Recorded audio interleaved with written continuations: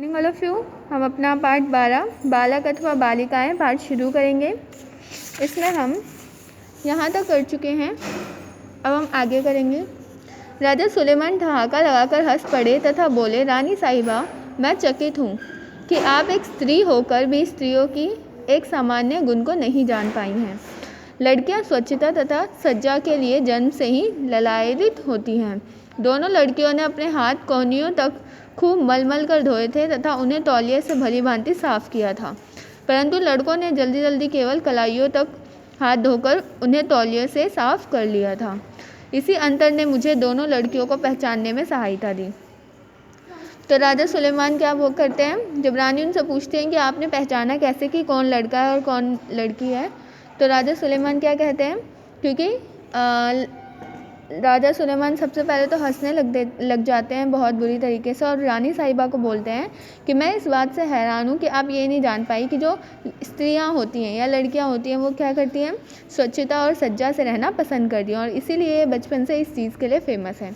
और जबकि मैंने देखा कि दोनों लड़कियाँ जो हैं हाथ से लेकर कोहनियों तक खूब मल कर अपने हाथ धो रही थी और तौलिए से भी बहुत अच्छे से उन्होंने पोंछा, जबकि लड़कों ने क्या किया, केवल कलाइयों तक हाथ मल के धोए और फिर तौलिए से फटाफट साफ़ करके जाके खड़े हो गए। ठीक है, तो इसलिए मुझे पहचानने में कोई मुश्किल नहीं हुई। शीबा की महारानी ने राजा सुलेमान से कुछ दिनों तक उनके माननीय अतिथि के रूप में शीबा में रुकने की प्रार्थना की। जो शीबा की महारानी थी, उन्होंने राजा सुलेमान को कुछ दिन अपने राज्य में मेहमान के रूप में रुकने के लिए प्रार्थना की, जिसे राजा सुलेमान ने सहर्ष स्वीकार कर लिया। जिसे राजा सुलेमान ने क्या किया, आदरपूर्वक स्वीकार कर लिया। तत्पश्चात वे रानी से विदा लेकर अपनी राजधानी को लौट गए। उसके बाद उन्होंने क्या किया, रानी से विदा लेकर अपनी राजधानी यानी अपनी जो उनका राज्य था वहाँ लौट गए। वहाँ पहुँचने पर उनकी प्रजा ने उनका भव्य स्वागत किया। जब वो वहाँ पहुँचे तो उनकी प्रजा ने उनको बहुत अच्छे से स्वागत किया। चूँकि वे अपनी मेधा के बल पर एक जटिल समस्या को सुलझाकर एक विजेता के रूप में अपनी राजधानी में प्रविष्ट हुए थे। क्योंकि वो अपनी मेधा यानी अपनी बुद्धिमत्ता के बल पर एक बहुत ही बड़ी जटिल समस्या को सुलझाकर एक विजेता के रूप में अपनी राजधानी में क्या हुए थे, प्रवेश किया था उन्होंने।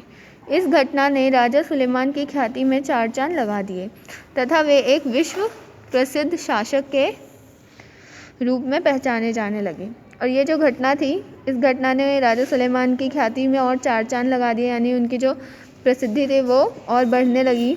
और उसके बाद क्या हुआ कि वो विश्व प्रसिद्ध मतलब पूरे विश्व में जाने लगे अपनी बुद्धिमत्ता के कारण।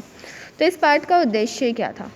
पाठ का उद्देश्य पाठकों को एक रोचक कथा के माध्यम से ईर्ष्या न करने तथा दूसरों को कम न समझने की सीख देना है। इस पाठ के उद्देश्य से ये पाठ का उद्देश्य ये है कि जो इस पाठ को पढ़ने वाले हैं वो क्या करें, वो एक रोचक कथा जो है, इस रोचक कथा के माध्यम से ये समझे कि ईर्ष्या करना कितनी गलत बात है। दूसरों को हमें कभी भी कम नहीं समझना चाहिए, हमें दूसरों की गुणों से जलना नहीं चाहिए। ठीक है, पाठ के पठन पाठन के उपरांत छात्र राजा की बुद्धिमत्ता की सराहना करेंगे। पाठ के पठन पाठन के बाद क्या करेंगे, छात्र राजा की बुद्धिमत्ता की सराहना करेंगे तथा उनसे प्रेरित होकर उनकी लोक कथाएँ पढ़ने को विवश होंगे। और क्योंकि ये बहुत फेमस है इसलिए क्या करेंगे, इनकी जो लोक कथाएँ हैं उनको पढ़ने के लिए विवश होंगे। ठीक है, इसलिए ये पाठ आपको पढ़ाया गया है। Thank you all of you for listening me. Video को लाइक, शेयर और सब्सक्राइब करना ना भूलें। और साथ में ये यहाँ तक आपको पढ़ना है, देन उसके बाद आपको वर्ड मीनिंग अपनी नोटबुक में करनी है और क्वेश्चन आंसर मैंने आपको करके भेज दिए हैं। Thank you all of you for listening me. Okay.